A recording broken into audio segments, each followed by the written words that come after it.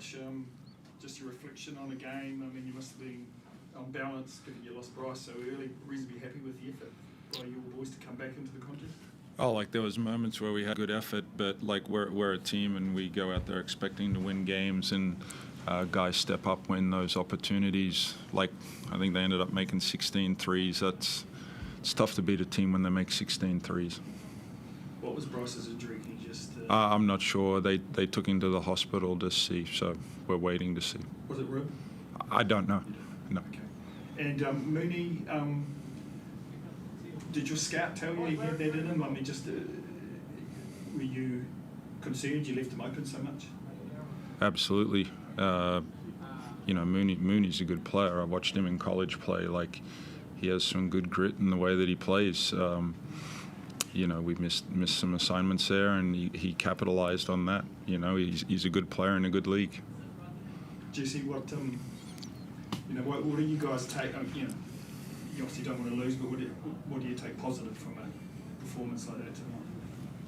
Oh, look, yeah, it's not really a moral victory if we play well and lose, right? I'd rather play terrible and still win. But no, look, I think we competed in the first half, but I think we really competed in the second half. And there's a it's maybe semantics, but it's a slight difference. We competed in the second half like we wanted to win it, whereas I think in the first half we competed for sure, but it certainly was another level in the second half. And the holy grail is to play 40 minutes, whether you're down by 15 or up by 15, but play consistent, getting after it for 40 minutes, right? That's the holy grail, and the result will take care of itself. And I think until we do that, the results will kind of go up and down. But until we really get after it and compete and do what's required, then we'll be in the same boat. Coach, what did you see from Ty Webster tonight? Obviously stepped up a little bit in that scoring void. Are you happy with his performance? Yeah, Ty gets downhill.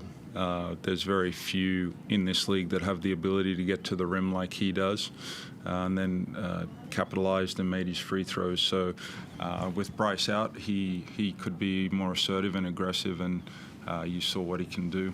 Now, in saying that, his teammates did a great job opening that floor spacing up for him to get to the rim as well. We've got questions from online.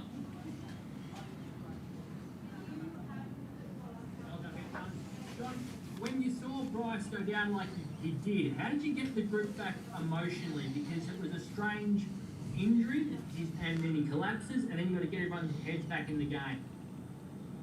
Yeah, yeah. In the moment when an injury like that happens, you're just not quite sure. You always hope that the player's health is foremost at the front of my mind, and then you do put your attention to the group, and then how are we going to continue on? And it did take us a minute because he is such an integral part of our team.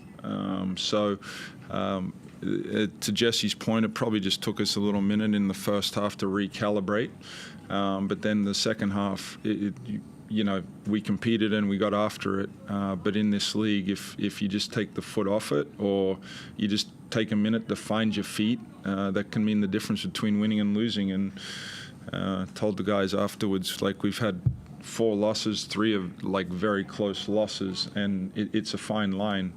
Their 3, some of our turnovers in the first half, it's hard to arrest momentum from someone else when you're self-inflicting wounds. I think you'd have, even in the back of your own head, a plan B for losing Bryce in the first 2 minutes of a game. So how quickly did you have to get your head around the fact that he was gone and you had to mix and match with new players now? Yeah, the thing, well, for me, when I approach practice during the week, you put certain lineups together. I certainly don't put lineups together for Bryce to be injured. I put him where I can give him a rest. So that's where you change your gear comes in. You reflect on those moments and what you see and what you felt was going to be a good combination out on the floor. Was he carrying anything from previous knocks, or was this purely tonight? Yeah, this purely tonight from, you know, like something like in his like torso area. So, yeah, we'll see. He certainly wasn't carrying anything going into tonight's game. I know you don't know much at the moment, but that area of the body makes it hard to fly for a lot of people. You've got to get on a plane, taking less than 12 hours on a plane. Do you know if he can come home with you? Yeah, no idea. Like he's still at the hospital right now getting evaluated. Thank you. Yeah, no worries. Thanks, Craig. Cool. Any other questions? Just one from me quickly, Jesse. When you're sitting on the bench and you see somebody like Bryce, who you know how tough he is, go down like that, you knew something would have to be wrong. What goes through your mind as a friend of his, but as the captain of the team?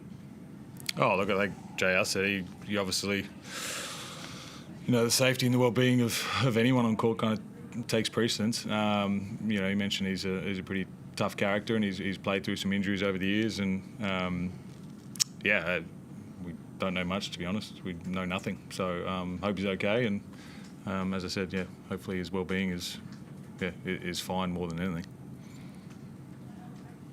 I know you said you don't take moral victories, but at the same time, what it did give a chance was other guys to step up in clutch moments down the stretch, and we saw Ben Henshaw make some big plays, we saw Ty make some big plays down the stretch. As the captain, did you like seeing guys step up with the game on the line?